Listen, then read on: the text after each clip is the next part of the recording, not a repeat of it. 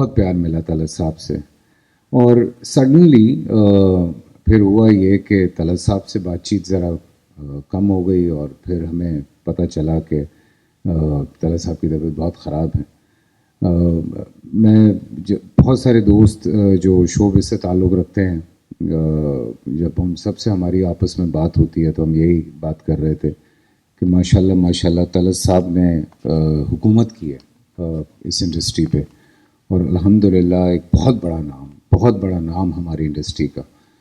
جتنی بھی طلعت صاحب کے حوالے سے تعریف کی جائے وہ کم ہے. ہم تو بہت جونیئرز ہیں. بہت سارے سیریلز میں طلعت صاحب سے مشورے بھی لیے, بلکہ میں ایک سیریل کر رہا تھا تو طلعت صاحب سے میری گفتگو چل رہی تھی اس سیریل کے حوالے سے. تو میں ان کو کہہ رہا تھا کہ کچھ اس طرح کا ہے, مجھے سمجھ میں نہیں آ رہا ہے میں کیا کروں, میرے لیے بڑا ٹف ہو رہا ہے. میں نے صبح 9 بجے ان کو کال کر دیا تو شاید بیزی تھے, ناشتہ کر رہے تھے یا کیا تھا. تو کہنے لگے بھائی ایک کام کرو, تھوڑی دیر کے بات کر لو فون. تو میں نے کہا اچھا. میں نے وہ بات سنی, وہ میرے دماغ میں بیٹھ گئی. میں نے کہا یہ تو ٹھیک ہو گیا. میں نے اس سیریل میں پورا طلعت صاحب کو چھاپ دیا. میں نے شام کو ان کو فون کیا, میں نے کہا طلعت صاحب رہنے دیں, بس ہو گیا. کہتے کیا ہو گیا؟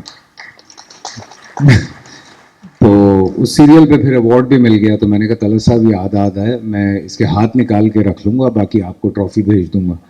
تو کہنے لگا ارے نہیں بھائی رکھو. تو میرا پہلا کراچی میں پلے تھا, ایک ٹیلی فلم تھی جس میں بدو اور تزئین تھیم, اور مجھے انہوں نے کہا کہ اس میں تم کام کرو. میں اس وقت تک تھیٹر کر چکا ہوا تھا. تو پہلی دفعہ جب میں ان کے گھر میں ہی ٹھہرا تو میں نے جو دیکھی ان کی اسٹڈی, تو اٹ واز امیزنگ.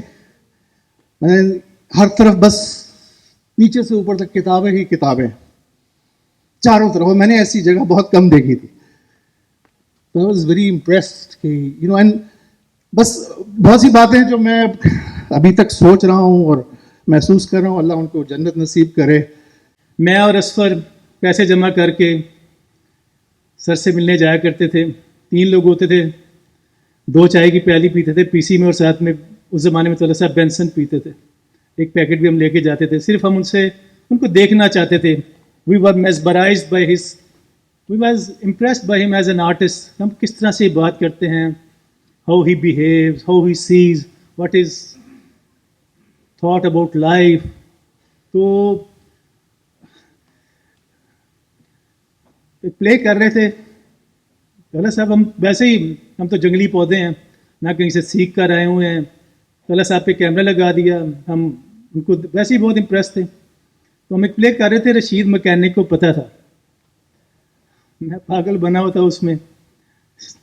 مجھے نہیں پتا, میں نے کس جنون میں, انہوں نے ڈانگری پہنی ہوئی تھی, میں نے وہ ڈانگری نکال دی. تو کہتے یہ کیا ہے؟ میں نے کہا سر میں تو پاگل ہوں.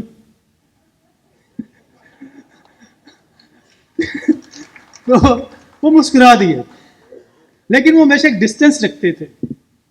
تو میں نے ایک دن, ہم دوسرا تیسرا سیریل کر رہے تھے, تو میں نے کہا طلعت صاحب it's a physical accident, you are elder than me, why you are punishing yourself and myself for that. Let's be friends یار, لیٹس انجوائے اور ورک, لیٹس کولیبوریٹ. تو طلعت صاحب جو نا وہ ہنس پڑے.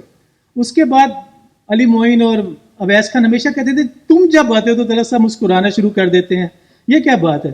میں نے کہا بس ان کی مہربانی ہے یا کچھ ایسی بات ہے.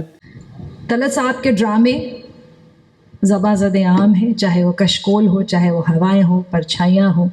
ہم نے انہیں سنجیدہ کرداروں میں زیادہ دیکھا, اور آپ میں سے بہت سارے لوگ یہ بات جانتے ہوں گے کہ انہوں نے مزاحی اداکاری بھی کی ہے. انور مقصود اس وقت کینیڈا میں ہیں, اگر یہاں ہوتے پاکستان میں تو ضرور آتے. ان کے 2 ڈراموں کا میں یہاں ذکر کرنا چاہتی ہوں. ایک فنونی لطیفے اور دوسرا مرزا غالب کے حوالے سے ایک ڈرامہ تھا. شہزاد رضا صاحب بھی اس میں تھے, اس کا نام تھا افسوس حاصل کا. اس ڈرامے میں معین اختر, لطیف کپاڑیا, محمود علی, طلعت حسین اور میں نے بھی کام کیا تھا. بہت سارے لوگ اب اس دنیا میں نہیں ہیں جن کے میں نے نام لیے, وہ چلے گئے ہیں. 10 سال میں اور بھی بہت لوگ چلے گئے. ایسا لگتا ہے جیسے خزانہ خالی ہو رہا ہے.